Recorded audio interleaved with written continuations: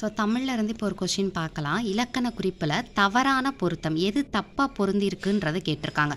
So first one பாருங்களேன். தாய் சேய் உண்மை தொகை.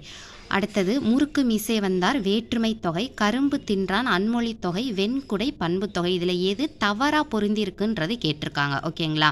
சரி தவறு இதை தான் நீங்கள் ஃபஸ்ட்டு கண்டுபிடிச்சிக்கணும் என்ன அப்படின்றது. கொஸ்டின் நல்லா ரீட் பண்ணிவிட்டு நம்மளுக்கு மைண்டு ஃபஸ்ட்டு எது கரெக்டாக இருக்கோ அதை தான் நம்ம வந்து போய் நோட் பண்ணுவோம். பட் கொஸ்டினில் என்ன கேட்டிருக்காங்களோ அதை நல்லா பார்த்துக்கோங்க. ஸோ ஃபஸ்ட்டு பாருங்களேன். தாய் சேய் அதுக்கு இது என்ன கொடுத்துருக்காங்க? உண்மை தொகை. உண்மை தொகை அப்படின்றது என்னது? இரண்டு வார்த்தைகளுக்கு நடுவில் அப்படின்ற வார்த்தை மறைந்து வந்ததுன்னா அதுக்கு பேர் தான் தொகையினாலே மறைந்து வருதல் அப்படின்னு தான் அர்த்தம். எல்லாத்துலேயுமே பாருங்களேன் தொகைன்னு தான் கொடுத்துருக்காங்க. தொகையினாலே என்ன அப்படின்னா ஏதோ ஒரு வேற்றுமை வார்த்தையோ இல்லை வேற்றுமை உருவோ ஏதோ ஒன்று மறைந்து வரணும். அதுக்கு பேர் தான் தொகை. வெளிப்படையாக வந்துச்சுன்னா அது தொகாநிலை தொடர் அப்படின்றதுல வந்துடும். ஓகேங்களா? ஸோ தாயும் சேயும் அப்படின்னு சொல்லுவோமா? தாயும் சேயும். தாய் சேனா எனது தாயும் சேயும். அப்போ ரெண்டுக்கும் நடுவில் அப்படின்ற வார்த்தை வந்து என்ன பண்ணியிருக்கு? மறைந்து வந்திருக்கு. அப்போ தாய் சேய் உண்மை தொகைன்றது வந்து என்னது? இது வந்து கரெக்டு. நம்மளுக்கு என்ன பார்க்கணும்? தவறானது தான் பார்க்கணும். அடுத்தது பாருங்களேன். முறுக்கு மீசை வந்தார் அப்படின்னா இதுக்கான இலக்கண குறிப்பு வந்து என்னன்னு பார்த்தோம்னா அன்மொழி தொகை. இது வந்து எந்த ஒரு இதுலையுமே சேராததாக இருக்கும். எந்த ஒரு வேற்றுமை உருவுலையுமே முதல் வேற்றுமையிலேருந்து 8வது வேற்றுமை வரைக்கும் எதிலையுமே சேராத ஒன்றுக்கு பேர் தான் வந்து என்னன்னு பார்த்தோம்னா அன்மொழி தொகை. ஓகேங்களா? அப்போ முறுக்கு மீசை வந்தார் அப்படின்னா அன்மொழி தொகையில் வரக்கூடியது. ஆனால் இங்கே என்ன கொடுத்துருக்காங்க? வேற்றுமை தொகைன்னு கொடுத்துருக்காங்களா? அப்போ இது வந்து தவறுன்னு அர்த்தம். அடுத்தது பாருங்க. கரும்பு தின்றான்.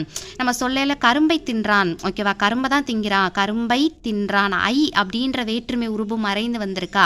ஐ அப்படின்றது எத்தனாவது வேற்றுமை உருபு அப்படின்னு பார்த்தீங்கன்னா 2வது வேற்றுமைக்கான உருபு தான் ஐ அப்படின்றது.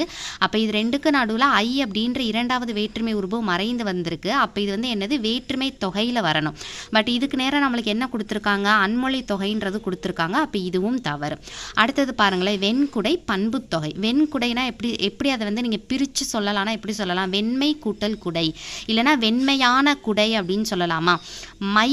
ஓகேவா? அதாவது மை அப்படின்ற உருபு இல்லைனா ஐ அப்படின்ற உருபு வந்து அதாவது நிலைமொழியில் வருதுனாலே அதுக்கு வந்து என்ன அப்படின்னு பார்த்தோம்னா அது வந்து பண்பு தொகையில் தான் வரணும். ஓகேங்களா? இப்போ இதை நம்ம பிரித்தோம்னா எப்படி பிரிப்போம்? வெண்மை கூட்டல் குடை அப்படின்னு தானே பிரிப்போம். ஓகேங்களா? அப்போ இறுதியில் வந்து ஐ அப்படின்னு வந்ததுன்னா அது வந்து எதில் வரணும் அப்படின்னா பண்பு தொகை. வெண்மையாகிய குடை அப்படின்னு கூட இருக்கலாம். அப்போ இதுவும் வந்து கரெக்டு தான். நம்மளுக்கு என்ன கேட்டிருக்காங்க? தவறான பொருத்தம் தான் கேட்டிருக்காங்க. தவறானது என்னது? முறுக்கு மீசை வந்தார். 2வதும் 3வது தான் தப்பு. அப்போ இதுக்கான ஆன்சர் வந்து என்ன அப்படின்னு பார்த்தோம்னா ஏ. ஓகேங்களா? நீங்கள் சரியானதுன்னு நினச்சி 1 4ன்னு போட்டுறக்கூடாது. தவறானது தான் நம்மளுக்கு கேட்டிருக்காங்க.